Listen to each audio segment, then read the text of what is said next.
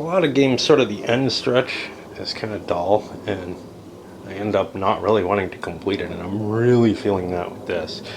I will get through it, but you know, all the excitement that kind of propelled me through what was kind of a tedious task to do solo, well, that's all gone. I don't know who's gonna win, but I kind of know who's gonna come in first and stuff like that. Anyway, that's one of the big grumps that I have about doing something like this, especially when nobody's watching. You know, I mean, I got like 60 people watching these, and for those of you who are, hey, thanks for sticking with this or sleeping with it on or whatever. So anyway, Trump is causing himself problems. First of all, because I have this no fundraising rule with him, he's got this surrogate that got added, gay rights, advocates that, like, he doesn't have the money to really use them, and he can't fundraise with them. He'd love to fundraise with them. But if there's anything that would, destroy Trump's chances, it would be like a last minute taking a bunch of money from a gay rights community. I just don't think that that's going to work. So I'm sticking with my rule there. But he threw his advertising money into New Mexico for the most part, and he did some movement. He's hoping he'll get some matching funds to let him compete in the D.C. Election. But this was his big turn there. But he rolled a 1, and corruption came up, and that just blasted Fiorina's position in New Jersey to the point where she might just not bother. And now everybody can do dirty tricks without any problem. Of course, Trump, who gets the half-price dirty tricks, doesn't get to do it this turn. He also doesn't have a lot of money. Other people do have tons of money, though, and we may see the game kind of devolve into candidates not being able to move. That's kind of one of the most powerful things that you can do with it. And the fact of the matter is, now that corruption's an issue, you can do whatever you want. You can hire a hitman. It just doesn't make a difference anymore now. The debate situation is problematic. I just ran Rubio here into Philadelphia area, and he's there because of New Jersey. Fiorina is there ostensibly because of New Jersey. Rubio can back down, lose a debate, whatever, in Pennsylvania no matter what. So if the debate's in Philadelphia, which it should be by the rules, it has almost no effect. With the primaries and caucuses, it seems to me because there's a reason that people are in a certain place, it should be the bigger, the more important city at the moment, right? So what is it, Trenton or something? Camden.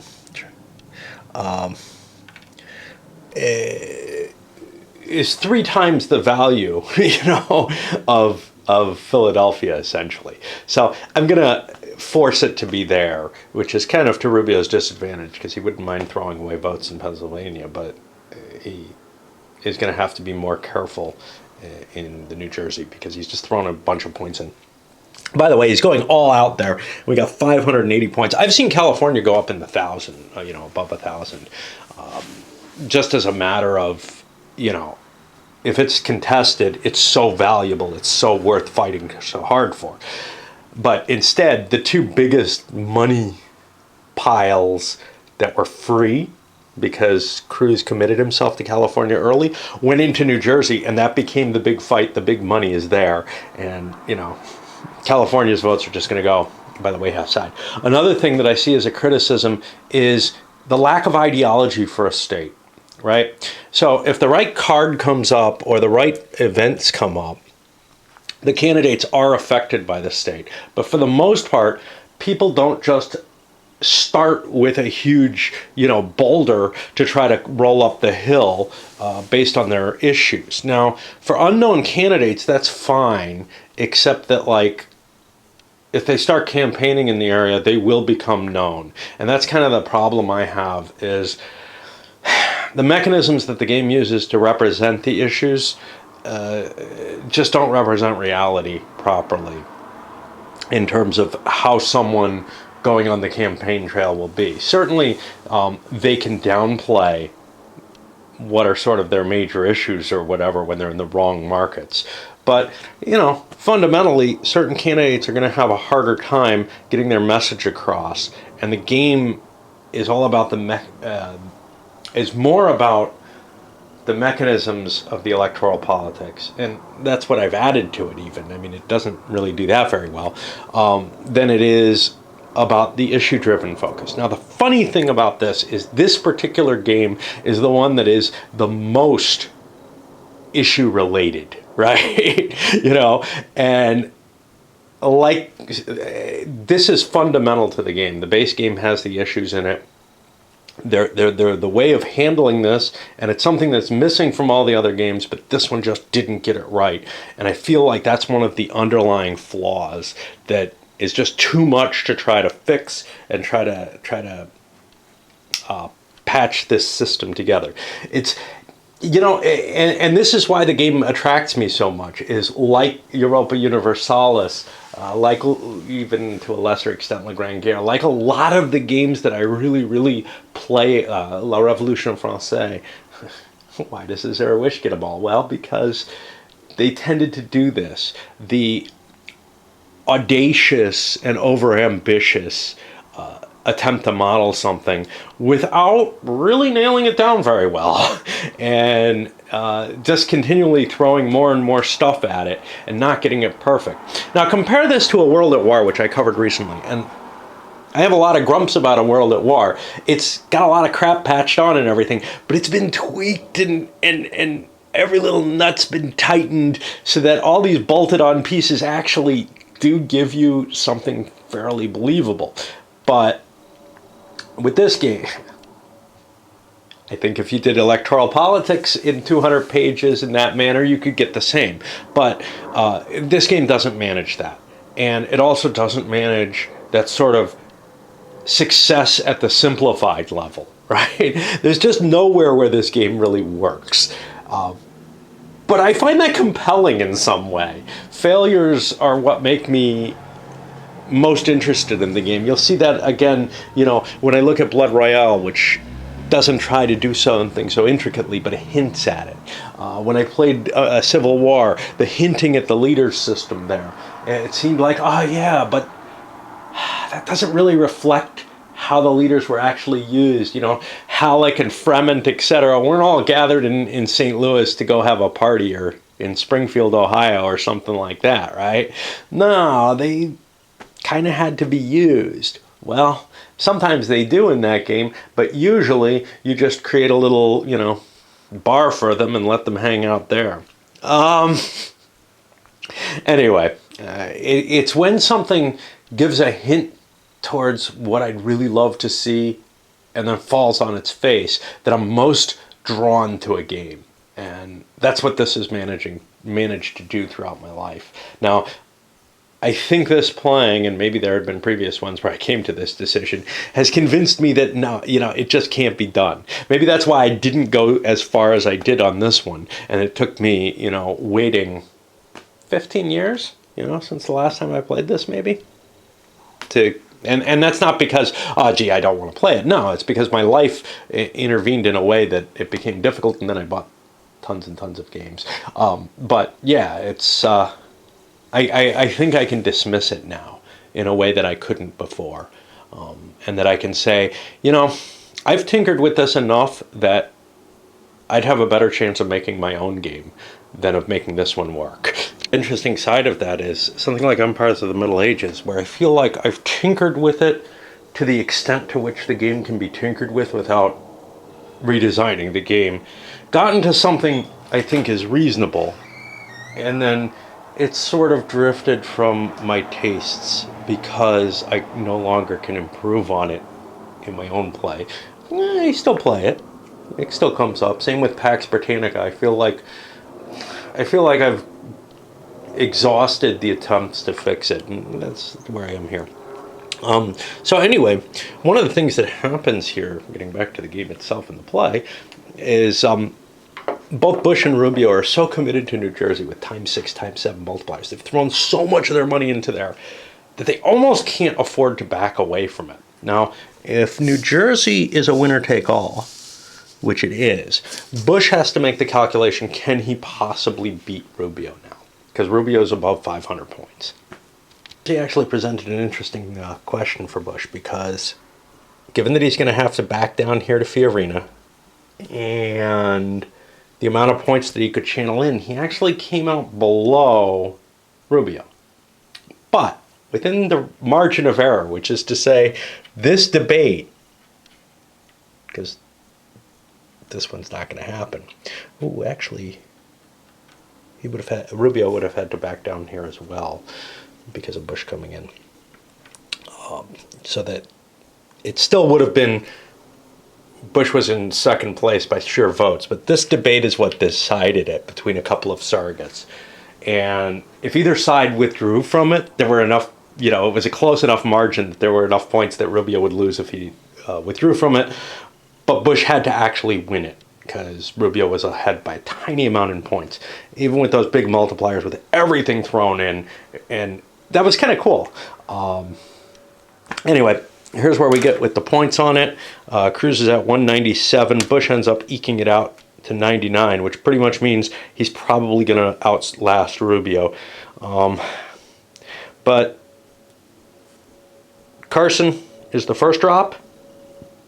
And then it becomes really iffy, because Trump, Fiorina, and Rubio are all in such close range of each other. It's very unlikely anybody's going to knock Cruz out early. He's been placing in enough places, I think. I don't think he's just been winning the states that he's got, but it's possible that happened. I haven't been paying enough attention. Now, we have D.C. left. That's this turn. And then we have wrangling, political fighting, whatever, over North Dakota. And then also promises to probably pledge delegates as to, hey, Carson's not going to make it. He's going to drop out. How about, you're able to come to me, for this. Now, the weird thing about this is quite often candidates end up endorsing another candidate. There's no mechanism for that in here. So there's no way like Carson could throw his delegates at someone else, more or less. They're not going to be committed to do so.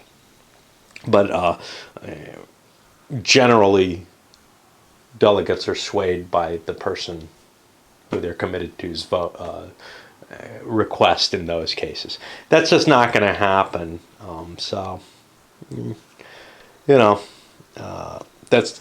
That's something I wouldn't really want to fix, because it would break the multiplayer game nature of it. If a player could just, if they owned their delegates or owned some proportion of them, that would make it a much more, it's kind of like just a kingmaker role at the end of the thing. It's not something that you commit to. It's not something you trade away during play, right? If you traded it away early in the game, yeah, I'll commit my delegates to you if you commit yours to me if we don't make it. That would be okay, to carve up the nation, in that sort of manner. But I really don't like, the idea of what actually happens being represented in any purely player-controlled situation. It's just a matter of, well, I can't win, so I will throw the game to someone else. I don't mind, if somebody's been being beaten on or something, for them to do that with something they can have, but I don't like it being baked into the situation like that. So I don't mind that concession against reality. Yeah, this part is really, really painful, though, because basically each person's turn,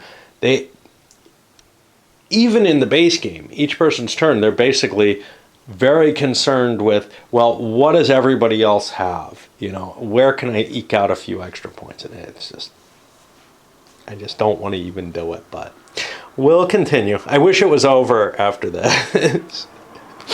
The DC primaries ended up in Carson's hands, but that's no big deal. Carson's not going to be anything but last place, and he knows it. He's got no way to get the electoral votes, even if he won DC and North Dakota, the caucus that kind of got frozen. So he's kind of not really playing, because people are playing for second for his place. Other players taking a look, Rubio looked at Illinois and Ohio and said, hey, you know, these are states where I think Illinois was a Carson state where he and Bush were kind of close, and Ohio, and we didn't have much polling here, like any really, is a Trump state. Trump's going to be going down. So then the question is, well, what were the recorded votes for it? And they weren't very high. So there's kind of it's probably an opening. So he built a machine there, went in there. Fiorina went into the, hey, let's try to take Florida away from Rubio. Not away from him, but if he fails, well, we'll get the points from him. We're a little ahead of him, so we may remain ahead of him. We're not sure. It's hard to tell, but she didn't have any good Trump or Carson targets that she wasn't already winning, essentially. Bush saw an opening in Maryland for second place and is contesting the Illinois one. So that's kind of what we're seeing. There's not a lot of money left. Only Cruz has enough cash to just blast advertising every turn for the rest of the game. Nobody's got a lot of hard money left by their organizations for the states they think are important, because, you know, if you don't spend it, you lose the money. It's not worth anything to you. The dark money, there's only so much you can do with it. We might see Cruz do a knock everybody down move, just to prevent them from, you know, beating his second place finish. He got kind of an ugly situation because I think he's fighting for second in Nevada, and he was hoping that he'd roll a 2 or higher. Well, with only one die, that's not guaranteed in any sense. So he ended up stuck in California, which does him no good. He has to move because he didn't choose fundraising. So he kind of wasted a turn there, which he could have very easily, you know, he does have enough cash to take priority flights, but it was so likely that he'd get in there. And now it's kind of like, well, actually, I'd be better off going to Bakersfield to keep contesting it, I think, because there really isn't another option out of here. So we'll do that. I'm not going to worry about his California points that I put down higher. They really don't matter. He's got the votes for California already. The only way California is going to really change hands, like if anybody else goes down, he gets their votes in California because he's the leading candidate there. And the only important thing about California is what happens if Cruz drops out, and who gets the votes then. And nobody thinks that's going to happen. He's just got too big a lead right now. Another thing that the game fails to do, but this may be a good thing in terms of making the game playable and interesting, is it doesn't really penalize you for coming in poorly in a bunch of the early states. As long as you score points, you're still in it. You can still keep going and going and going. I think that's fine. And it would be unreasonable to say it wasn't, because I think that a strategy that aimed at, you know, some important big states that maybe have later primaries could work. Nobody does it. But if somebody did do it and just said, look, you know, I'm not going to waste my time on New Hampshire and Iowa and South Carolina. Well, you had it with Giuliani with Florida. And I don't think anyone has failed completely, because, again, the game is based more upon the there's some interesting stuff showing up. The idea that what was I saying? The game is based more on I lost my train of thought looking out the window.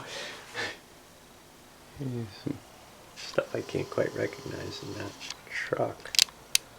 One thing looks like an air conditioner, the others look like display refrigerators or something. Anyway, I'm trying to catch what I was trying to express there.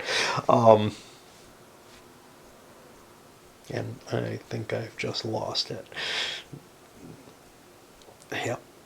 This is a pity. I like my trains of thought, obviously, otherwise I wouldn't babble them so much. And I hate when I lose one. So the game is based so much on the strategy of a campaign and so little on the actual value of the candidates. And the candidates are also all equally valued, at least in some sense. You can, normally, you can design a candidate who's really crappy. Now, I went and said, well, screw that. I'm going to, try to design the candidates as I see them, maybe with an eye towards trying to keep it a little bit balanced. But the normal game, you have 1,200 points, and, there are some really stupid things you can spend your points on, but for the most part, the different choices are all reasonable, or it's pretty obvious when you're making a bad choice. And there are ways to make all the choices work, which is something different than, say, the Shadowrun role-playing game, where I feel like there are certain choices that just automatically kind of put you in a lesser position than other players. Of course, that's not competitive, but you kind of hope that there would be balance, since it's also, when you pay your biggest pick for a metahuman, you're kind of saying those have to be, that's being put in there as a balancing factor more than anything else. Anyway. But yeah, so like the Giuliani strategy wouldn't be that terrible, which is to say, ignore those early states and go for the biggest early state that you have a chance at, or earlier state.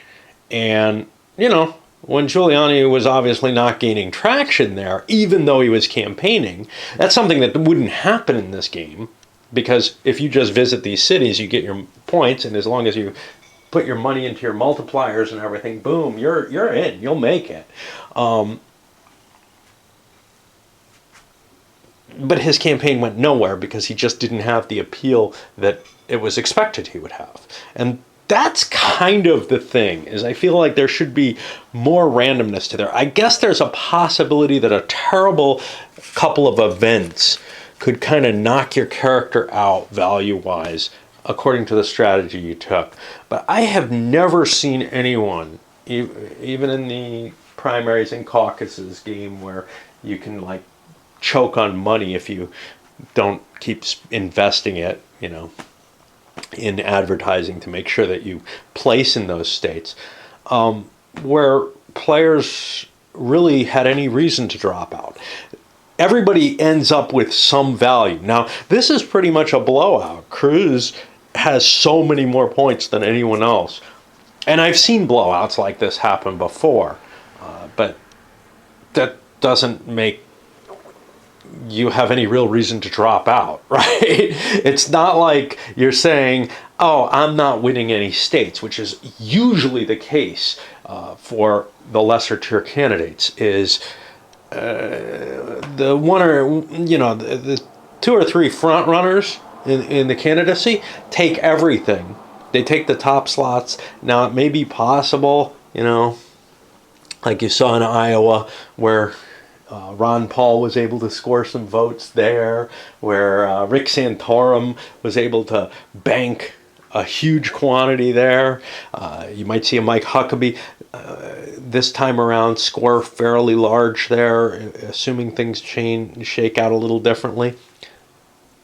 But even if that happens, sometimes those leading candidates just drop out because that's all they have. And anybody who just fails to score in any of the early states, usually that's a sign that they're just not going to work, that they're not going to work anywhere else. Because even if they don't campaign, if the national exposure and coverage, if their ideas and everything come across well, it's not about the structural campaign strategy itself so much as it's about, is the candidate any good? Right? Yeah. I mean, there's tons of states that candidates aren't visiting right now and this is end of November, that those candidates still have this baseline of support that's just way above what a lesser tier candidate, if they showed up and campaigned heavily in the state, would have any chance of getting. And that's the nature that this game just fails to reproduce. Now, I guess maybe what you could say is it's only the players are the top tier candidates. There's always, a couple hundred candidates total, but there's different layers of them, and then the game kind of becomes unrealistic if you're playing with more than 3 or 4 characters in it. But if you look at this and the prior Republican primaries nomination process, it really wasn't clear what the top tier candidates were going to be. Some people shot up, looked like they were great in the polls for a while, and then dumped down and became nobodies. They became essentially non-existent. In the prior one, the Romney victory. And now if you look at this one, there's been that suggestion that that's what's going to happen. And on the other side, there's a bunch of candidates that everybody thinks maybe have some kind of, secret capability to gain traction, like a Chris Christie or something, that aren't really showing it in the polls, but maybe once the campaign starts, they will be real candidates in a way that they don't seem like it now, where they don't, they're just not getting the polling numbers there, but they may just turn it around. Organization and ground game and everything may shock the hell out of everybody. I don't know. Because in the end, the primary process has very little to do with the kind of data that polls bring out. The actual election process has a lot more to do with it. But the primary process, especially where there are caucuses and stuff, it's hard for them to identify who's going to actually go out and cast a vote, how energized they'll be for the candidates, etc. So, somebody might seem okay who's not. Anyway. All that I'm saying is it doesn't really take into account the electability factors to the candidates. And it kind of levels the playing field too much, even with what I did, by just saying, you've got a pawn on the board that can, land in Chicago and get 8 votes. And surrogates being able to do that too. It's just an unbelievable model that the game is trying to use to represent the election. Now everybody's kind of jockeying for position within states. Trying to guess, because there really isn't enough hard money for polling for anybody. They need the hard money.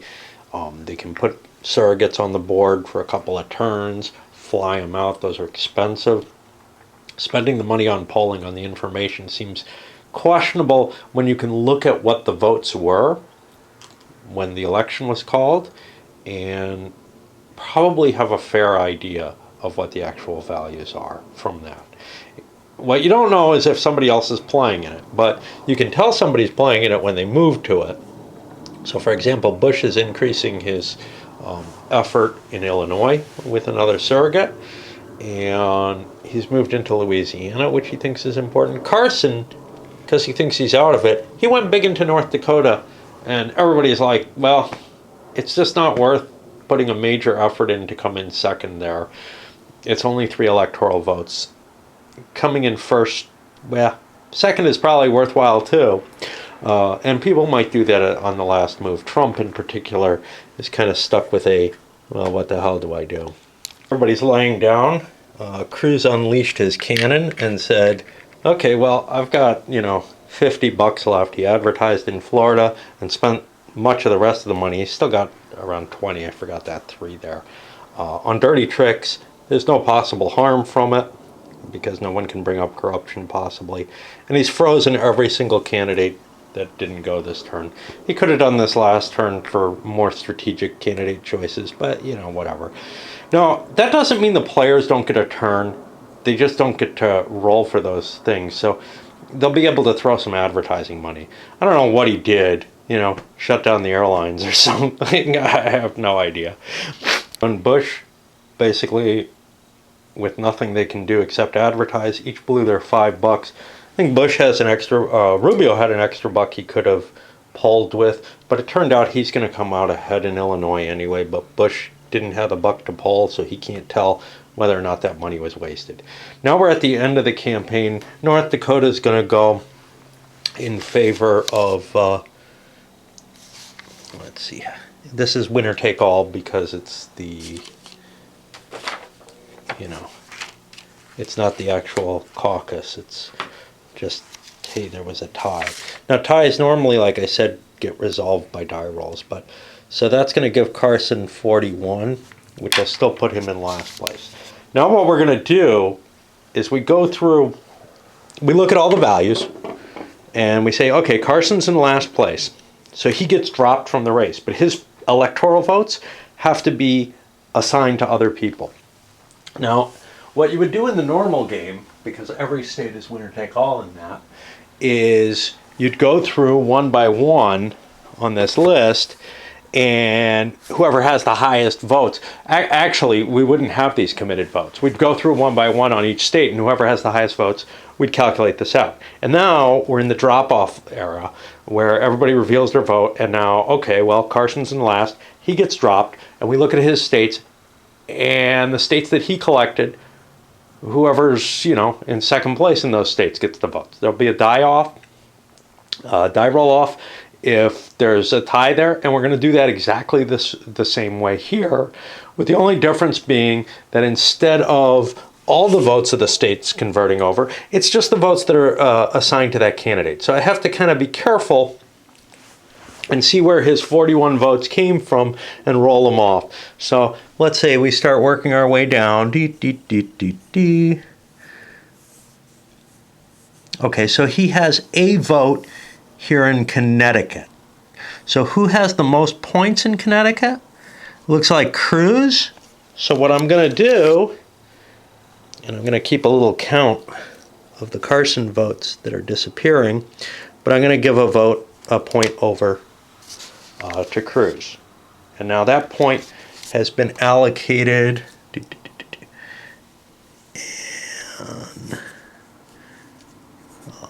I don't know, you know, how I want to reflect this. I can update the sheet, but not with the camera in hand. And I'm just going to be doing that with all the states, and I'll come back as each winnowing round takes place. After that first winnowing round, Carson drops out. Now his 41 votes are gone and have been allocated, but unfortunately I ended up like 3 votes short. It wasn't North Dakota. There's probably some small state he lost. I don't know what to do about that. If it is a Trump state, if it's a Trump state, it would put Trump ahead of Fiorina, and that would be an issue, you know, because then Fiorina would be the next drop. But I've looked over this a couple of times. I can't find it. I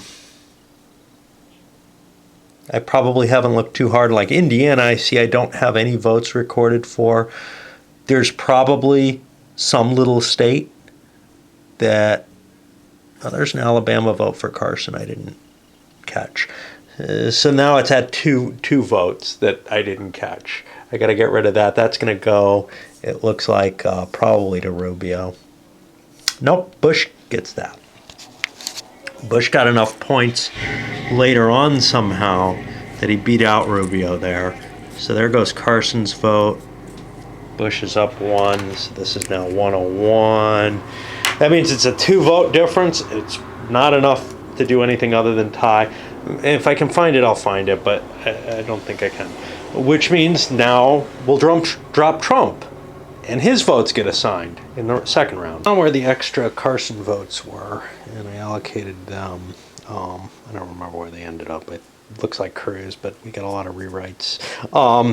Round 2, when Trump dropped out, there are more votes, like 5 votes missing. 3 of them are allocated to no state, kind of between 2 states. This has to do with my horrible record sheet that I'm using. But I don't know, like there's 3 Trump votes that are supposed to go somewhere. It's not that big a deal. There's the possibility that there are delegates who wouldn't be willing to vote for any of the other candidates. So I'm willing to drop delegates, from the total. We're looking at, I think, 257 is what we want to get here, and Cruz is already up to 235. Bush and Rubio combined aren't enough, and so Fiorina is going to be dropped next, though, and we'll see if she can get him over the edge. It's 20-something votes. Cruz wasn't really aiming to take people's votes away. Those extra votes were in California, by the way. And Fiorina has like 1 vote in California.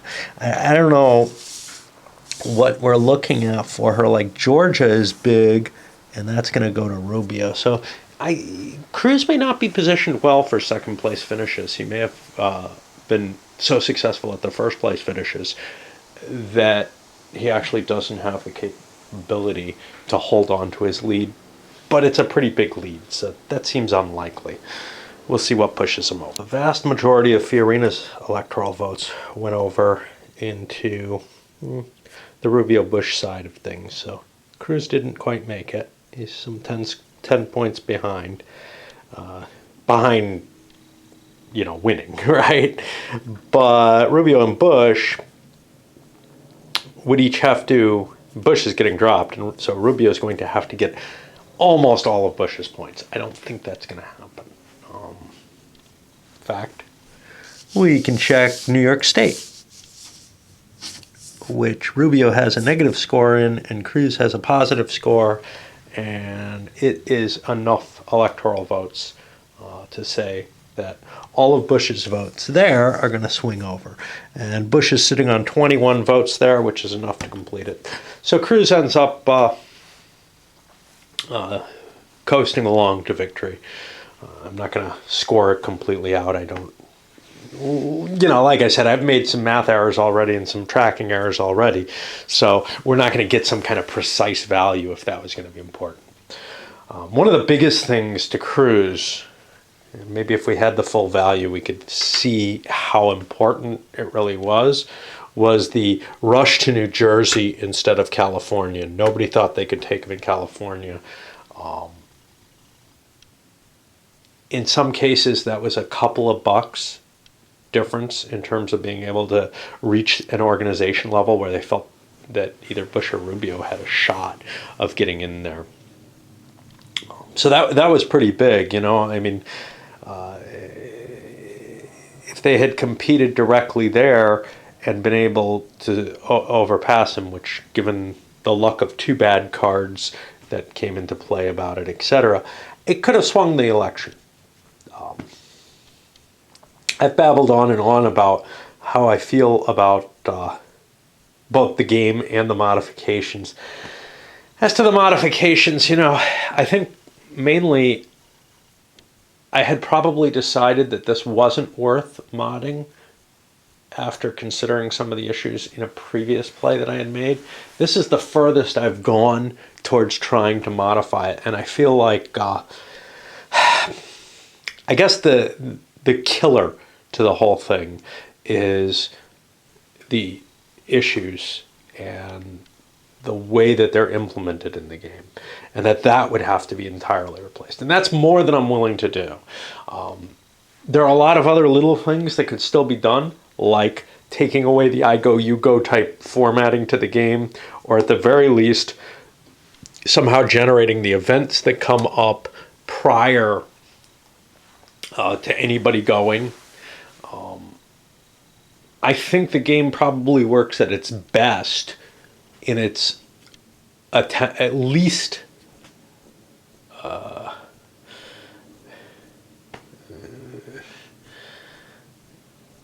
in the smallest attempt to try and create this really detailed representation. But the problem is it still gets more wrong with what it adds than the original Campaign Manager or whatever had.